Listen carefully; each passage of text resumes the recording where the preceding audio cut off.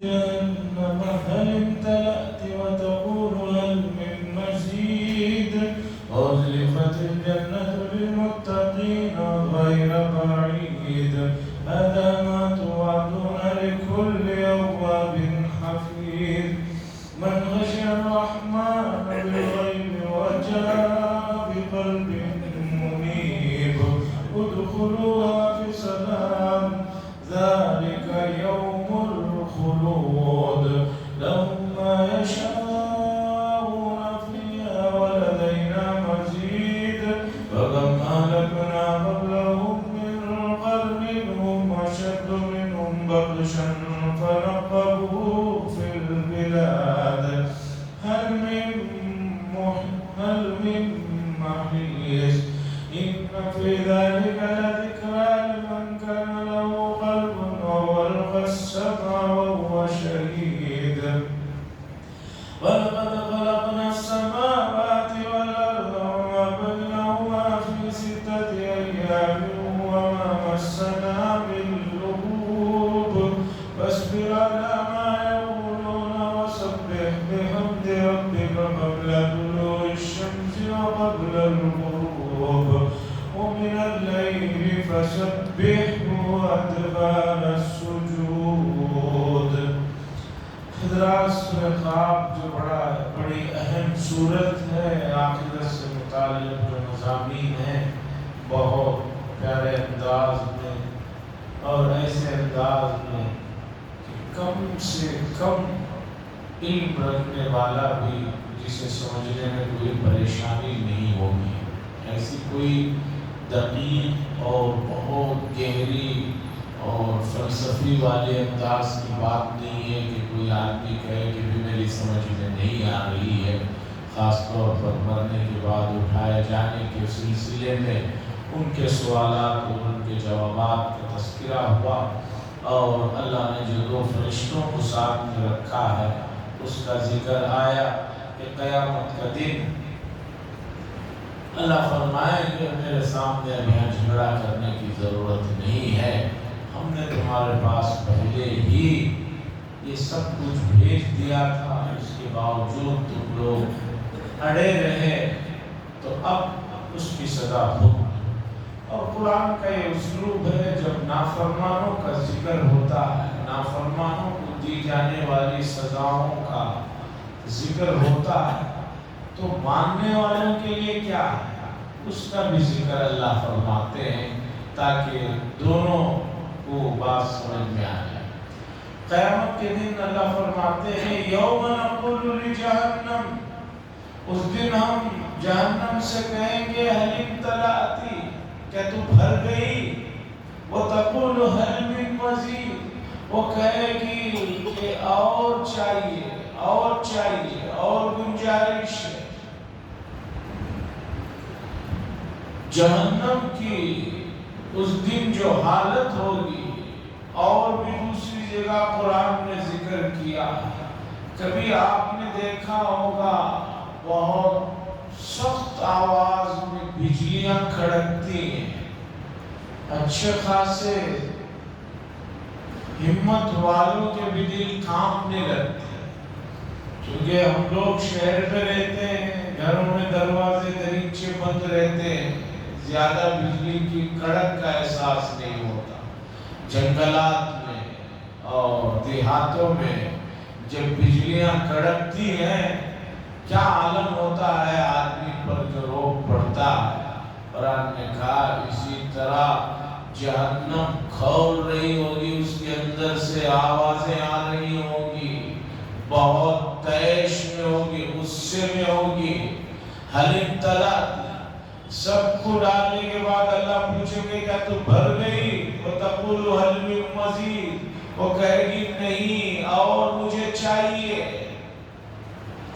حدیث میں آتا ہے اللہ تبارک و تعالی اپنا قدم مبارک جہنم پر رکھیں گے تب وہ کہے گی قطو قطو، اب میں بھر گئی.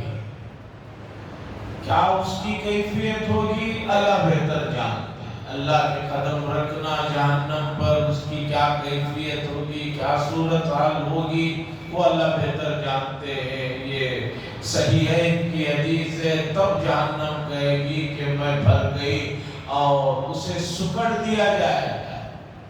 ایک چیز ہوتی ہے جیسے ربڑ آپ نے دیکھا، کھینچو تو بہت لمبا ہو جاتا ہے، چھوڑو تو سکڑ جاتا ہے۔ اللہ تعالیٰ جہنم کو سکڑ دیں گے، اب وہ فرمائش نہیں کرے۔ باقی جہنم کے سلسلے میں جو تفصیلات دوسری جگہ میں ابھی 25ویں پارے وغیرہ میں گزرے ہیں، کس طرح کے عذابات ہوں گے وہاں پر، اور قرآن مجید کا یہ جو اسلوب ہے جہنم کی وسعت کو بیان کرنے کا، یہ اپنی جگہ سب سے نرالا انداز ہے۔ سید قطب شہید فرماتے ہیں، مصر کے ایک بڑے عالم گزرے ہیں، بڑے درجے کے آدمی تھے، وہ کسی کانفرنس میں بیٹھے ہوئے تھے۔ یہ بات میں پہلے بھی بتا چکا ہوں کہ عربی زبان جاننے والے صرف مسلمان نہیں ہیں، عیسائیوں میں بھی بے شمار لوگ ہیں جو عربی زبان کو جانتے ہیں اور بہت اعلیٰ درجے کی جانتے ہیں۔ آپ اگر اس خوش فہمی میں ہیں کہ عربی صرف مسلمان ہی بولتے ہیں، ان کو ہی معلوم ہے، نہیں، غیر مسلم بھی بولتے ہیں، عیسائیوں میں بھی بڑے بڑے لوگ گزرے ہیں، یہودیوں میں بھی ابھی بھی جو ہے عربی زبان اور بھی قرآن و حدیث کی زبان کو جاننے والے لوگوں کی بہت بڑی تعداد ہے۔ آج بھی عرب ملکوں میں جو سب سے مشہور روزنامہ چھپتا ہے الشرق الاوسط، 40 سے 42 صفحات پر ہوتا ہے، وہ اتنا موٹا سا پرچہ روزانہ ڈیلی نیوز پیپر جو الشرق الاوسط ہے، جو پورے مڈل ایسٹ میں بہت اہتمام سے لوگ صبح اس پیپر کو پڑھنا پسند کرتے ہیں۔ اس کا ہیڈ کوارٹر لندن ہے، اس کا ایڈیٹر جو ہے غیر مسلم ہے، عیسائی ہے۔ الحیات پیپر دوسرے نمبر پر سب سے زیادہ پڑھا جاتا ہے مڈل ایسٹ میں، یہ اس کا ہیڈ کوارٹر امریکہ ہے، واشنگٹن اس کا ہیڈ کوارٹر ہے۔ اور پہلے بھی بتایا تھا کہ عربی زبان کے سلسلے میں بہت عیسائی بھی ہیں۔ سید قطب شہید کہتے ہیں کہ ایک جگہ بیٹھا ہوا تھا میں، میرے ساتھ اور بھی عیسائی بہت سے عربی کے پروفیسر بڑے بڑے ادیب بیٹھے ہوئے تھے۔ وہ مجھ سے کہنے لگے کہ بھائی سنا مسلمان یہ کہتے ہیں کہ بھائی قرآن جیسا کوئی کلام نہیں بنا کر پیش کیا جا سکتا، آپ کیا کہتے ہیں؟ سید قطب نے کہا کہ میں بھی یہی کہتا ہوں کہ قرآن جیسا کلام کوئی نہیں بنا سکتا۔ جس بات کو قرآن جس انداز میں پیش کرتا ہے اس سے اعلیٰ درجے کا پیش کرنے کا کسی کے پاس طریقہ ہے۔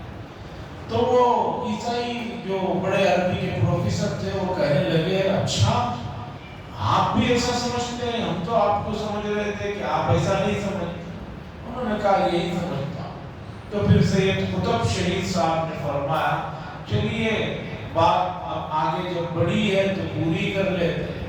سید قطب شہید صاحب نے کہا کہ آپ بھی عربی کو جانتے ہیں، مجھے یہ کہنا ہے کہ جہنم بہت بڑی ہے، کیسے کہیں گے آپ بتائیے؟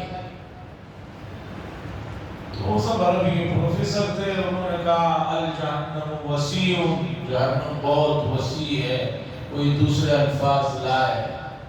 اس کے بعد انہوں نے کہا اب آپ کو آئیے قرآن کی ایک آیت کا حصہ سناتا ہوں، جہنم کی وسعت کو، جہنم کے اس دن کے غیظ و غضب کو بتانے کا طریقہ جو قرآن میں ہے اللہ نے استعمال کیا، اسے سنو۔ انہوں نے کہا پروفیسروں نے کہا سنائیے۔ اسی آیت کو سنایا سید قطب شہید صاحب نے، یوم نقول لجہنم، اللہ فرماتے ہیں یاد کرو اس دن کو جب ہم کہیں گے جہنم سے حل امتلاتی، کیا تو بھر گئی؟ وَتَقُولُ هَلْ مِن مَّزِيدٍ، جہنم کہے گی نہیں ابھی باقی ہے۔ جب یہ آیت اور اس کا یہ انداز ان پروفیسروں نے سنا تو انہوں نے کہا کہ واقعی بات یہ ہے کہ قرآن مجید جس بات کو پیش کرتا ہے اس بات کو اس سے اچھے انداز میں کوئی پیش کر ہی نہیں سکتا۔ اللہ کا کلام ہے، اللہ کے کلام سے بڑھ کر کس کا ہو سکتا ہے؟ دنیا میں آج بھی ہر زبان کے جو بڑے ادیب گزرے ہوئے ہیں، بعض لوگ کہتے ہیں کہ ان کے جیسا کلام کوئی پیش ہی نہیں کر سکتا۔ ہو سکتا ہے کہ 100 سال تک وہ بات صحیح ہو، 100 سال کے بعد اس سے بہتر پیش کرنے والے مل جاتے ہیں، مل ہی گئے، جیسے مرزا اسد اللہ خان غالب۔ اس آدمی کے اشعار ہیں، بعض اشعار میں چھوٹے سے شعروں میں جس بات کو جس انداز میں انصاف نے پیش کیا، لوگ سمجھتے رہے کہ اس سے اچھا انداز ہو ہی نہیں سکتا۔ بعد میں پھر دوسرے لوگ آئے، انہوں نے جو بات پیش کی اس سے بہتر تھی۔ مثال کے طور پر رسول اللہ صلی اللہ علیہ وسلم سے کامل محبت کرنے کے سلسلے میں جتنے اشعار سابقہ زمانوں میں گزرے تھے، لوگ کہتے تھے کہ اتنی دمدار بات کوئی پیش نہیں کر سکتا تھا، لیکن علامہ اقبال آئے، انہوں نے آ کر جواب شکوہ میں یہ شعر کہا۔ لوگوں نے کہا کہ بھئی حضور صلی اللہ علیہ وسلم سے محبت اور آپ کی فرما برداری کے عنوان کو اقبال صاحب نے جو اس شعر میں رکھا ہے، اس سے آگے کا تصور ہی۔ آپ بھی سنیے، یہ شعر اردو کا ہے، آپ بھی اس کے لطف سے جو ہے محظوظ ہوئی ہے۔ اقبال صاحب فرماتے ہیں، جواب شکوہ کا آخری شعر ہے کہ محمد سے وفا تو نے تو ہم تیرے ہیں۔ اگر محمد صلی اللہ علیہ وسلم سے تم نے وفاداری نبھائی، آپ کی باتوں کو سنا، تو ہم تیرے ہیں۔ یہ جہاں چیز کیا ہے؟ بھئی دنیا کیا چیز ہے؟ یہ تو کچھ بھی نہیں ہے۔ لوح و قلم تیرے ہیں، جہاں فیصلے لکھے جاتے ہیں، جہاں تقدیریں لکھی جاتی ہیں، وہی تمہارا ہے۔ تو یہ دنیا کیا چیز ہے؟ اس کے آدمی دنیا کو بڑی سمجھتا ہے، دنیا کو بھی، پوری دنیا کو نہیں۔ ایک آدمی اپنے ملک میں ہے تو اپنے ملک کے کسی صوبے کے، کسی شہر کے، کسی محلے کے، کسی علاقے میں ایک بڑے گھر کو وہی سمجھتا ہے کہ یہی سب کچھ ہے۔ اقبال صاحب کہہ رہے ہیں، یہ جہاں چیز کیا ہے؟ لوح و قلم تیرے ہیں۔ وہ تقول ہل مزید۔ اب جنتیوں کا تذکرہ ہے، وہ ازلفت الجنت للمتقین، اور جنت کو قریب کر دیا جائے گا متقی لوگوں کے لیے، غیر بعید، بالکل دور نہیں ہوگی۔ یہ میدان حشر کے وقت کی حالت بتا رہے ہیں۔ میدان حشر تو اسی دنیا میں قائم ہوگا۔ یہاں پر جب میدان حشر قائم ہوگا تو متقی حضرات جن کو جنت دی جائے گی، وہ ان کے قریب کر دی جائے گی، ان پردوں کو ہٹا دیا جائے گا جس کی وجہ سے وہ اب تک دیکھ نہیں پا رہے تھے، وہ قریب ہو جائے گی، ان کو بڑی خوشی ہوگی۔ اور جہنمیوں کو جہنم کے نزدیک کر دیا جائے گا، وہ برزت الجحیم للغاوین، اس کا غیظ و غضب، اس کا غصہ وہ قریب میں کر دیا جائے گا تاکہ اسے دیکھے۔ تین عالم ہے، یہ ایک عالم ہے، اس کے بعد کا ایک عالم ہے وہ عالم برزخ ہے، اس کے بعد تیسرا عالم ہے وہ آخرت کا عالم ہے۔ عالم برزخ آدمی کے انتقال ہونے کے بعد سے پھر اسے سور پھونک کر جب اٹھایا جائے گا، یہ عالم برزخ ہے۔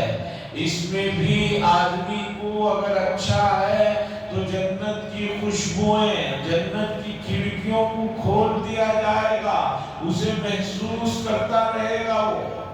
تو اللہ فرماتے ہیں وہ ازلفت الجنہ، اور جنت جو ہے متقی لوگوں کے لیے قریب کر دی جائے گی، غیر بعید، زیادہ دور نہیں ہوگی۔ اور اللہ فرمائیں گے ھذا ما توعدون، یہ ہے وہ چیز جس کا تم سے وعدہ کیا گیا تھا۔ متقی حضرات سے جو وعدہ کیا گیا تھا، اللہ فرما رہے ہیں یہ ہے وہ جنت جس کا تم سے وعدہ کیا گیا تھا۔ کن سے وعدہ کیا گیا تھا؟ کون حضرات ہیں جو جنت کے پہلے درجے میں پہنچنے والے ہیں؟ اللہ نے ان کی آگے صفات بتائی، لِكُلِّ أَوَّابٍ، ہر اللہ کی طرف لو لگانے والا، اواب کہتے ہیں لو لگانے والا۔ جیسے ایک آدمی کو اپنی کسی چیز سے محبت ہوتی ہے تو اٹھتے بیٹھتے اس کے دماغ میں وہی چیز رہتی ہے۔ آپ چھوٹے بچوں کو دیکھیے، آزمائیے، وہ رات میں کھلونا رکھ کر سوتے ہیں تو آپ اگر یہ سوچ رہے کہ صبح اٹھ کر وہ بھول جاتے ہیں، نہیں، اتنی کم عمر رہتی ہے، صبح اٹھتے ہی سب سے پہلے وہ کھلونا پوچھتے کہاں ہے، اٹھتے ہی پوچھتے ہیں، یعنی سوتے ہوئے بھی ان کے بستر کے پاس تھا، ان کے دماغ کے قریب تھا، اور اٹھتے ہی سب سے پہلے وہ چیز کو دیکھتے ہیں۔ اللہ لو لگانے والے، اللہ کی طرف لو لگانے والے، یہ متقی حضرات کی صفت ہے۔ اگر کوئی آدمی یہ سمجھتا ہے کہ میں جاتا ہوں پڑھ لیتا ہوں نمازیں، ارے بھائی 5 وقت نمازیں پڑھ لیتے ہیں، باقی کے 23 گھنٹے میں آپ کا ہر وقت آپ کا خیال اور آپ کی توجہ کدھر رہتی ہے؟ اللہ کہتے ہیں ہر لو لگانے والا اللہ کی طرف، یہ اس کی صفت ہے، اس کی طرف لو لگانا چاہیے۔ حفیظ، دوسری صفت یہ ہے حفیظ بمانے محافظ، یعنی اللہ کے احکامات کی محافظت کرنے والا، نگرانی کرنے والا۔ مفسرین نے لکھا ہے کہ اللہ کے احکامات کی حفاظت کرنے والا یعنی ماننے والا۔ اب اس میں مسجد کا بھی حکم ہے، مسجد کے باہر کا بھی حکم ہے، گھر کا بھی حکم ہے، بیپار کا بھی حکم ہے، جاب کا بھی، سب چیزیں آگے ہر جگہ اللہ کے احکام کی حفاظت کرنے والا یعنی اس پر چلنے والا۔ من خشی الرحمن، وہ شخص جو رحمان سے خوف کرتا ہے، باوجود غیب، اللہ کو دیکھا نہیں ہے، غیب کے اللہ کو نہ دیکھنے کے باوجود بھی اللہ سے خوف کرتا ہے، یہ تیسری چیز ہے۔ رحمان کا خوف ہونا چاہیے دل میں۔ خوف 2 طرح سے ہوتا ہے، ایک کسی ظالم سے بھی خوف ہوتا ہے، شیر سے آدمی ڈر رہا ہے، سانپ سے ڈر رہا ہے، یہ بھی خوف ہے، اور اسی طرح کوئی نالائق قسم کا ظالم و جابر آدمی ہے، اس سے ڈر رہا ہے، یہ بھی ڈر ہے۔ اور ایک ڈر ہوتا ہے، ڈر سے زیادہ اسے کہیے کہ احترام، محبت۔ آپ اپنے والد کے سامنے، اپنے استاد کے سامنے کوئی چیز ایسی نہیں کرتے کہ جس سے وہ پسند نہ کرتے، ڈرتے، کبھی اگر ان کو معلوم ہو گیا تو، والد کو معلوم ہو گیا تو، ہمارے استاد کو معلوم ہو گیا تو یہاں جو ڈر ہے یہ احترام ہے، محبت والا ڈر ہے، وہ زبردستی والا ڈر نہیں۔ اللہ کا خوف ہونا چاہیے۔ وَجَاءَ بِقَلْبٍ مُنِيبٍ، اللہ فرما رہے ہیں، اور وہ شخص جو قلب منیب لے کر آئے۔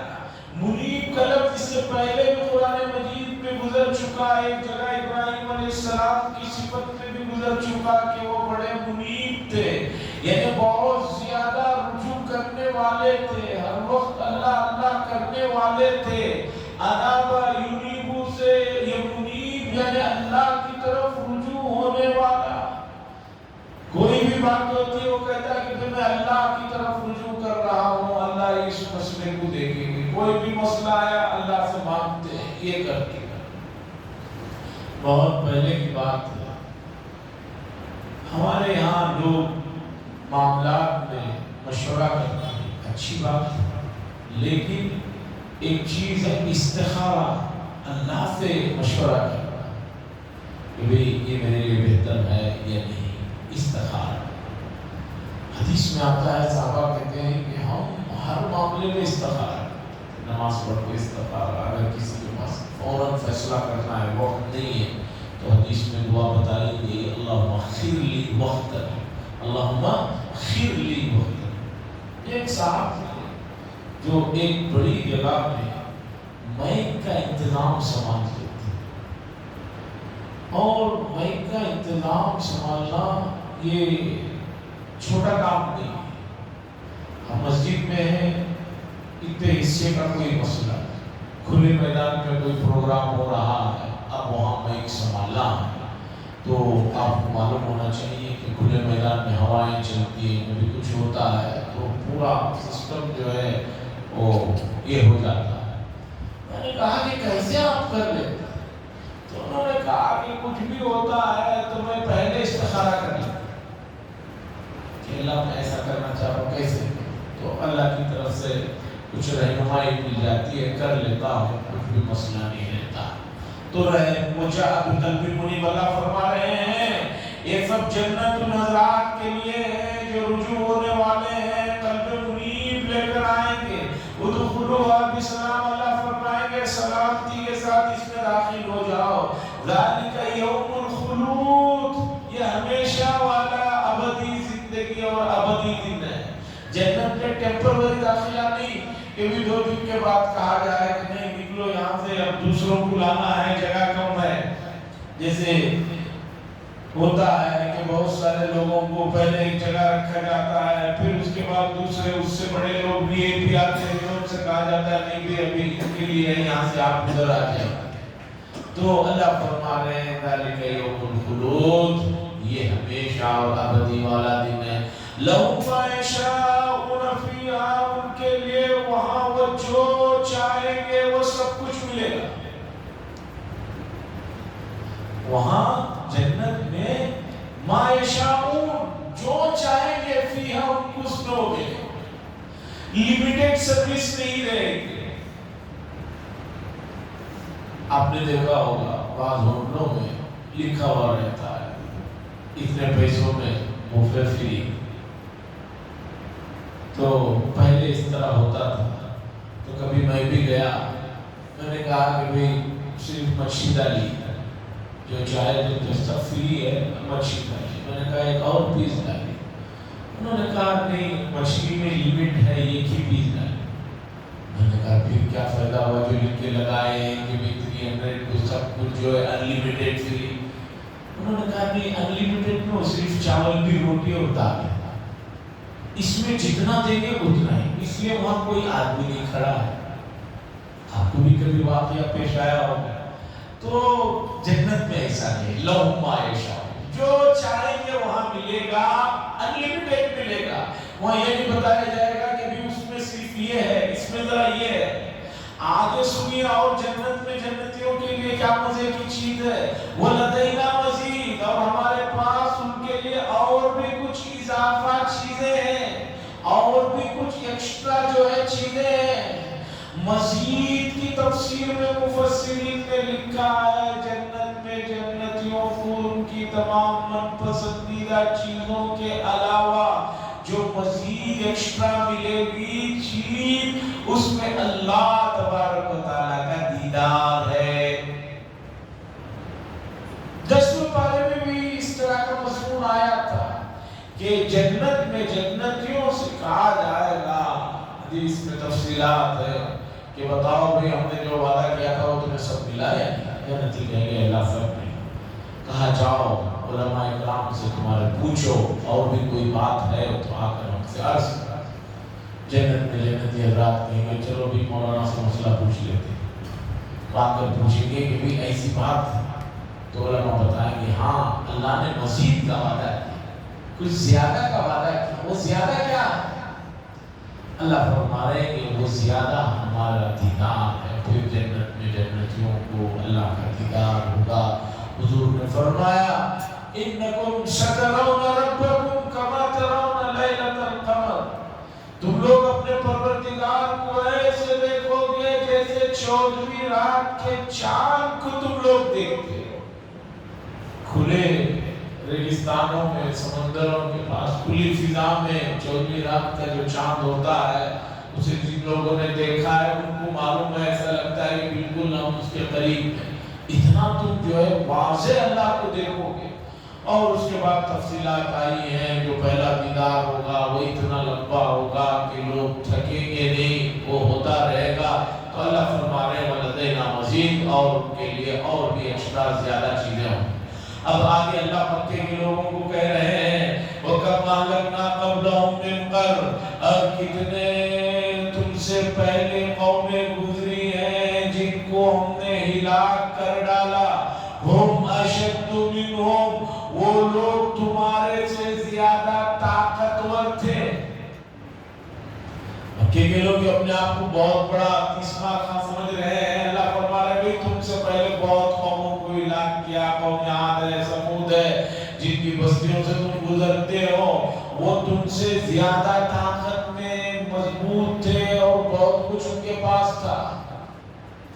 اس لیے کہ آدم علیہ السلام کی تخلیق جب ہوئی تو آدم علیہ السلام کا جو خط تھا 60 ذراع 60 ہاتھ لمبا تھا. بخاری کی روایت ہے.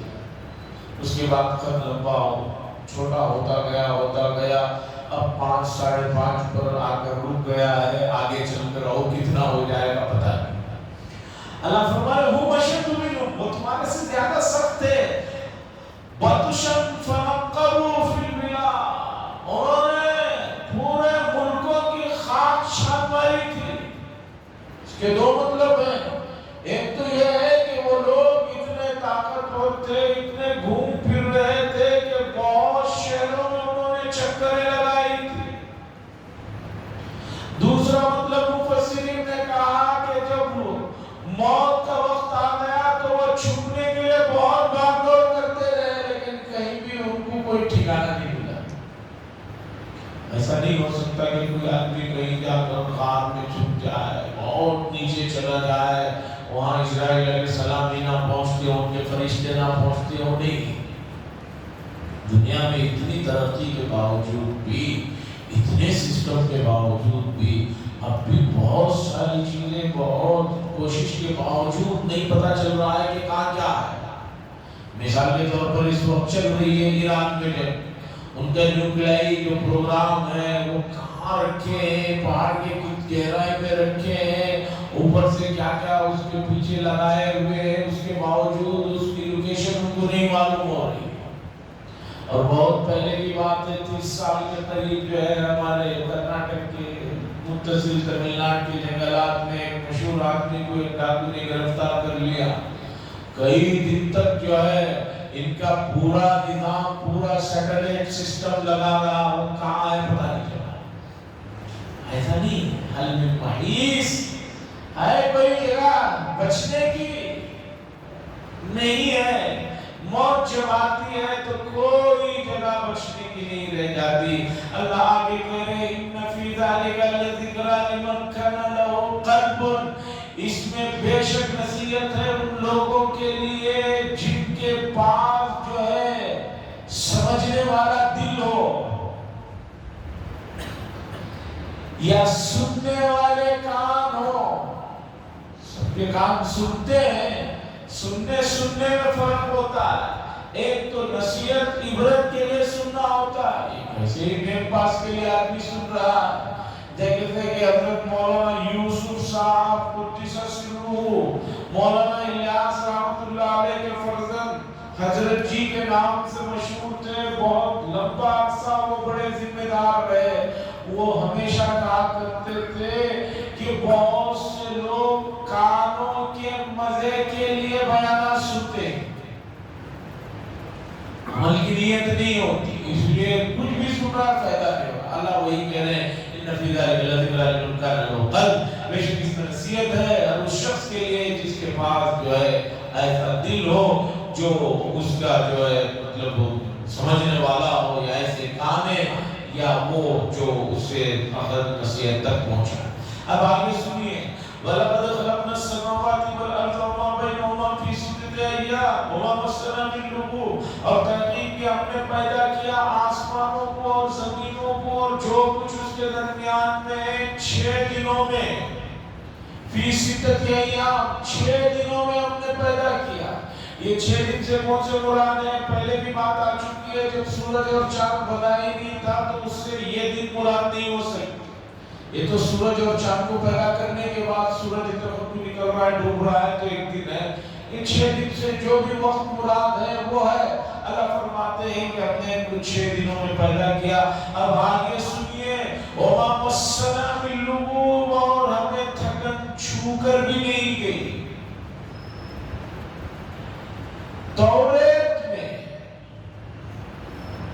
یہودیوں نے جو توریت کو بنایا اس کے اندر ان نامعقول لوگوں نے یہ بات اضافہ کر دیا کہ اللہ نے 6 دن میں یہ سب کچھ بنایا، 7ویں دن اللہ آرام کرنے لگے تھے اس لیے کہ تھک گئے تھے. اور مکے مدینے کے لوگ جانتے تھے کہ یہودی صاحب کتاب ہے، ان کی باتوں کو اہمیت دیتے تھے۔ یہ آیت خود رسول اللہ صلی اللہ علیہ وسلم کی رسالت کی سب سے بڑی دلیل ہے، اس لیے کہ حضور صلی اللہ علیہ وسلم کو توریت اور انجیل کو پڑھنا آتا نہیں تھا، وہ عبرانی زبان اور سریانی زبان میں تھے، اور اس میں انہوں نے یہ بکواس کر رکھی تھی کہ اللہ 7 دنوں میں 6 دن بنائے، تھک گئے تو آرام کرنے لگے ایک دن، اس لیے ہم بھی ایک دن آرام کرتے۔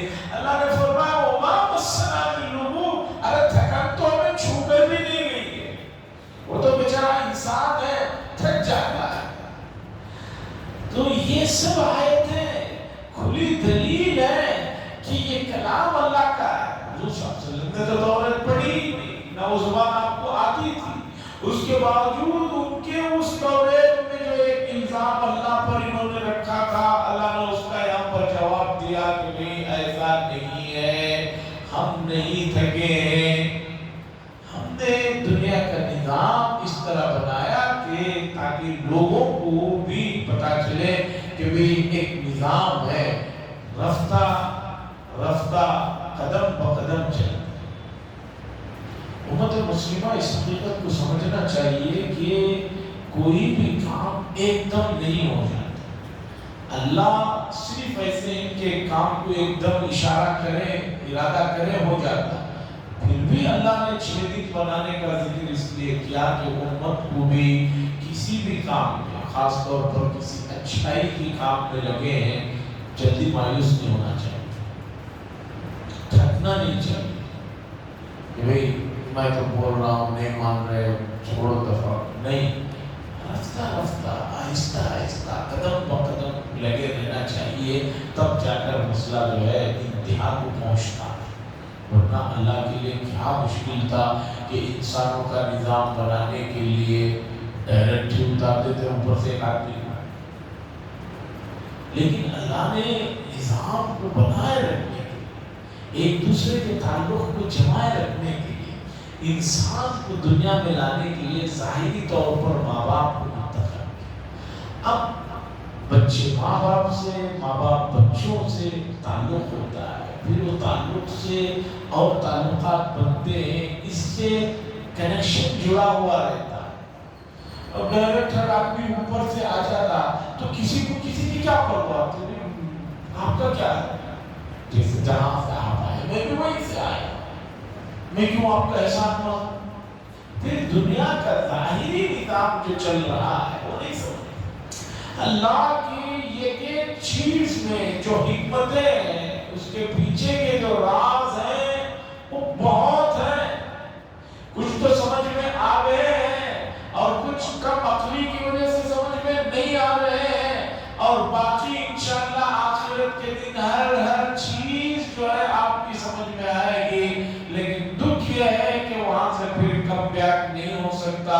اس لیے یہاں غیب پر جب ایمان لائے ہیں تو اللہ تبارک و تعالیٰ کی فرمانبرداری اور اس کے احکامات پر چلنے کا اہتمام کریں۔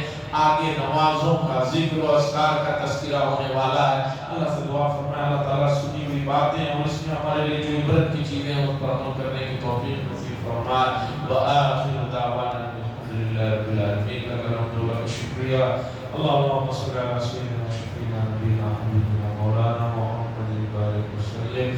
اللہم انت السلام منک السلام تبارک یا ذا الجلال والاکرام، صلی اللہ تعالی وسلم علی خیر خلق محمد وعلی آلہ وصحبہ اجمعین۔